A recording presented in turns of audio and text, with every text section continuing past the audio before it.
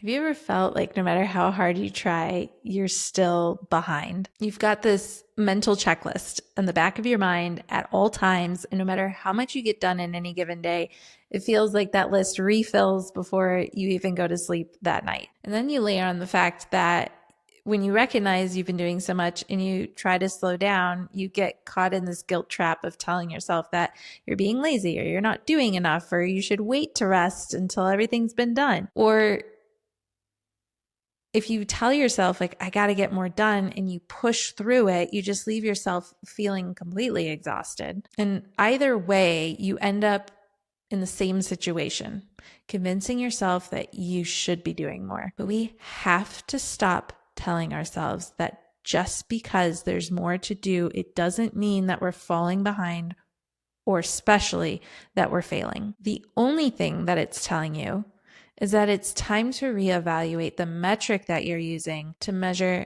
how you're doing. Because what if, hear me out, what if keeping up weren't really our measure of success? And instead, what if we measured our success by how much we put our time and efforts into what actually matters to us? To me, that takes so much more intention and willpower, and probably at the end of the day is the harder thing to hold ourselves accountable to. But at the same time, they're the things that feel most meaningful and allow for us to really gauge and consider how we're actually doing in our very busy lives. And if you do find yourself feeling guilty for not doing enough, or maybe you don't recognize it as guilt, but you just are constantly reminding yourself, I have more to do, or I'm not doing enough, or I'm not cutting it, or why do I keep having this problem again? There must be something wrong with me. We need to get to the root of what you're really believing about yourself and where that's coming from. So I put together a super simple quiz to help you pinpoint just that. Visit me on Instagram at Mom Life Handbook. Send me a DM. All it has to say are these 2 words, mom guilt.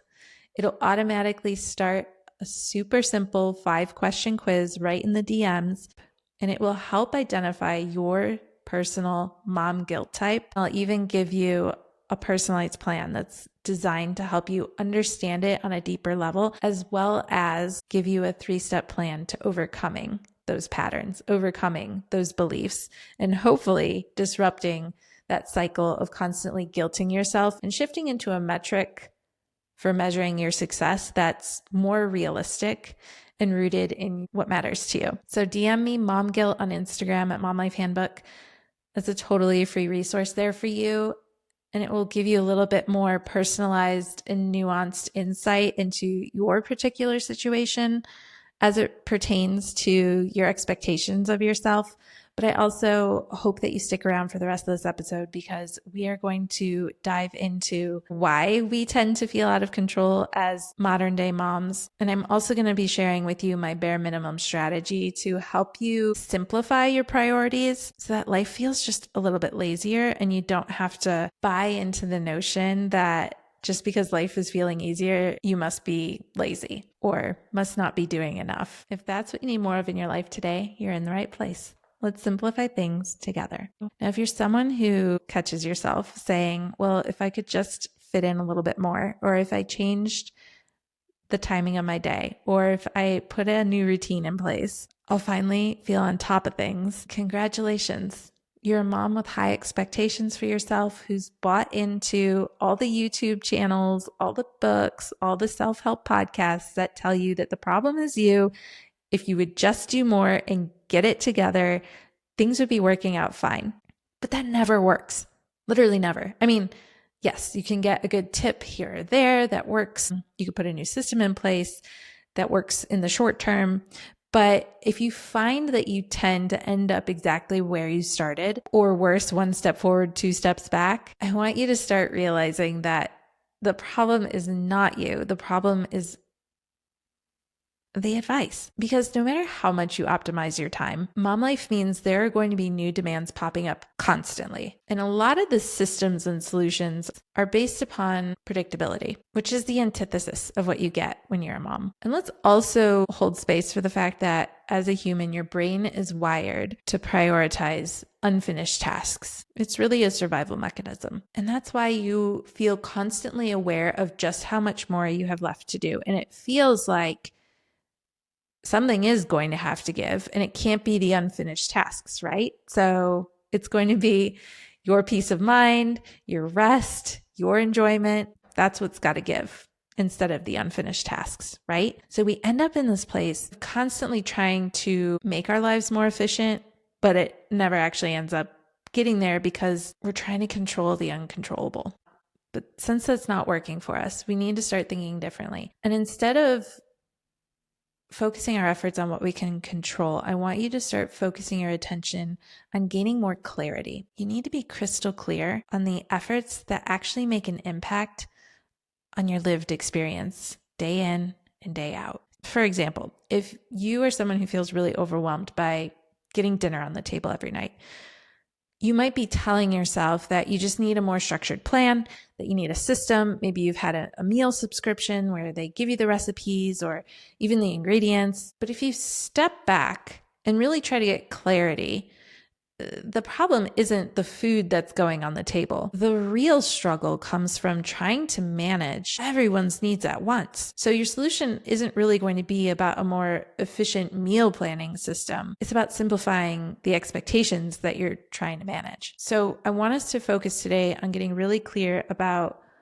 the value of recognizing the bare minimum that can be achieved at any given point in time in your day with any given task at hand. And we're going to look at it as a way, not of just doing less, because it's really not about that, but as a way to finally feel more in control. So let's talk about what the bare minimum really is and why that brings clarity to any given situation that in turn allows you to feel more in control. If you can stop and ask yourself, what is the bare minimum that really needs to happen in this moment? It's not about laziness and cutting corners. It's about getting crystal clear about how you can be more intentional in this given moment. Because instead of trying to do everything, you're choosing to identify the few things that are really going to make a difference. So let's say it's Saturday afternoon and your house is feeling incredibly chaotic. Is it because it's messy? Or is it because it's the weekend and there's no real predictable rhythm? The reactive you, who wants to kick things into high gear and control the situation and deep clean the house from top to bottom, is missing on what's really at play here. So if in a moment like that, you can pause and say, well, what would be the bare minimum change or shift that we could make here that would help things feel calmer? If you can focus on that instead, you might find that you save yourself a whole lot of time by keying in on just the few things that maybe need to shift. You'll probably be a lot less reactive with your family, and you won't have to waste a whole lot of effort in rallying the whole family behind your cause. And instead, you can just recognize things like, maybe I just need to get clear on the 3 things that I want us to do in our afternoon that would feel really meaningful and calming. So maybe for you, you recognize that you'd like a little bit more predictability because everything's just kind of happening at once. So taking a moment to pause and say, here are the 3 things that we're going to do in this order with the rest of our time this afternoon. Or maybe you decide the whole house doesn't need to be cleaned, but this kitchen really is a disaster. Let's set a timer, and for 15 minutes, let's work as a family to tidy this back up. What a difference. That is a completely manageable and, dare I say, calming approach that feels so much better than just trying to throw spaghetti at the wall and do everything in order to control the situation and just end up falling into bed exhausted at the end of it, or worse, frustrated, because you were able to just take a step back and say, what's the bare minimum that really matters here? What can I leverage for the most impact? So let's talk about this as like a 3-step practical shift. Step 1, in those moments, I want you to identify your real non-negotiables, not what everyone else tells you you should be doing, but what your life really needs in that moment. You can ask yourself, what's one thing that if it doesn't happen, everything else will feel harder as a result? So for example, instead of keeping the house spotless, your answer might be, as long as the kitchen is reset, I can function. And then shrink that down to the simplest form,